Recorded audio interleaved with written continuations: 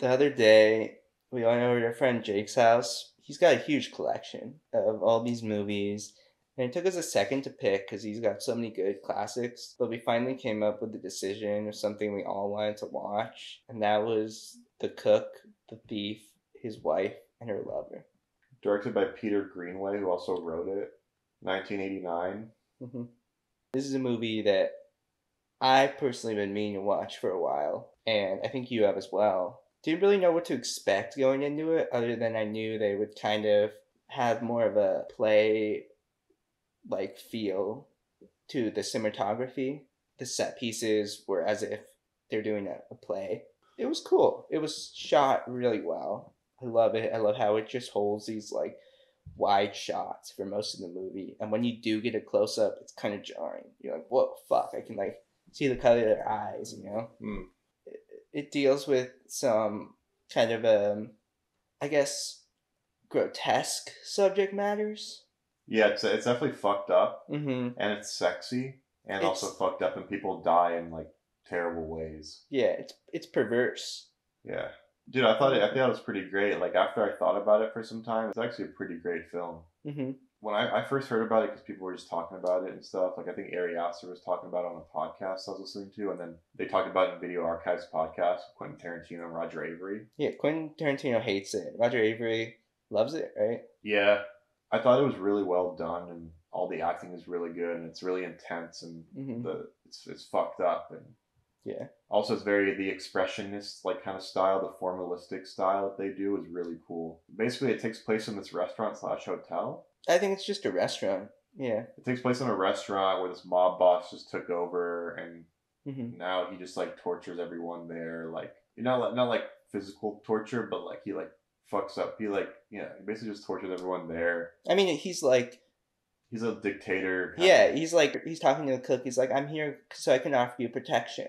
He's like, well, what do I need protection from? It's like, well, you need protection from me. It's like, he's basically threatening this guy, you know, threatening everyone there. He basically runs the entire neighborhood. He's kind of this gangster that just like, is just this boisterous, loudmouth, obnoxious person. He's abusive too. Yeah, he's super abusive to his wife, who's played by Helen Mirren, and she's fucking great in this, dude. Yeah. She's so good in this. Yeah, it's like one of her best roles. Yeah. That I've seen. But in the story, she starts an affair with a visitor to the restaurant / hotel, I guess. Mm-hmm.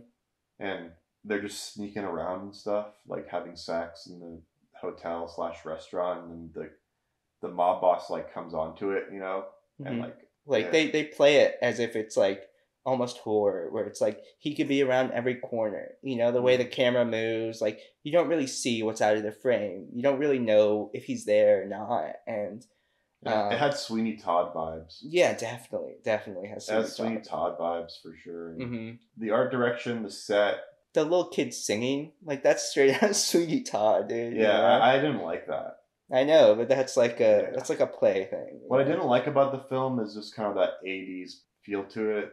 That kind of 80s gloss, a little cringe, sort of overly melodramatic in a way, even though it's a play, but I just felt like that was the only thing that kind of stuck out to me that I was kind of like annoyed by, and the kids singing and stuff. But other than that, like it's got everything you want, you know, it's violent, it's an interesting story, interesting character, like the mob boss, the guy who plays him, is just this despicable guy, but he's so like fun to watch. Can't remember his name, but he plays Dumbledore.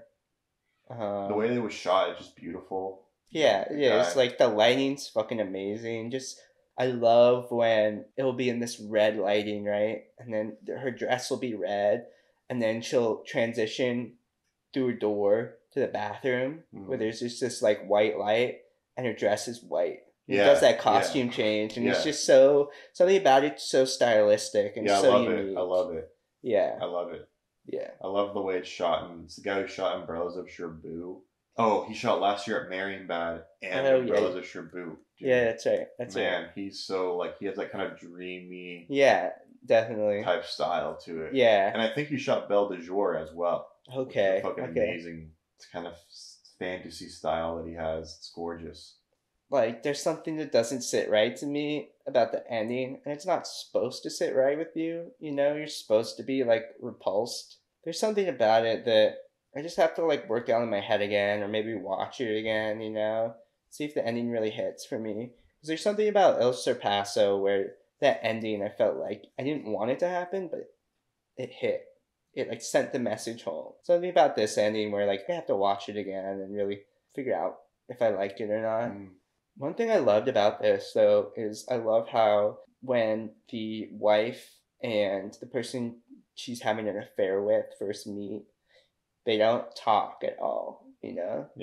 And the cook keeps bringing them the same course, and they're like eyeing each other from across the room, eating the same food. There's something about, the idea of mixing a food and sex together that is like really cool to me. I don't know. It was really, the way it played out felt very unforced, whereas I feel like in any other movie that could feel like forced upon something. You can see her situation, you can see his situation, you can see how they fall in the same interlocking step for the rest of the movie. Yeah, it was cool. I'm glad I watched it. Mm-hmm. It's in my hard drive of my movie watching. Yeah. Like I know what it is and shit. Yeah. Yeah. It's cool. I've been meaning to watch it for a while, so I'm glad I did that. Yeah, definitely. When I first watched it, I was like, oh, it wasn't like that good. And then I thought about it, I'm like, oh yeah, it's pretty good. Like I like the style. Honestly, the style is really the reason, and the characters and shit. Yeah, it felt very like, I don't know, something about the whole world that they built felt very like just dreary and depressing, and I don't know, it just didn't feel like based in reality, the world they were able to create with just like a few couple set pieces was like amazing.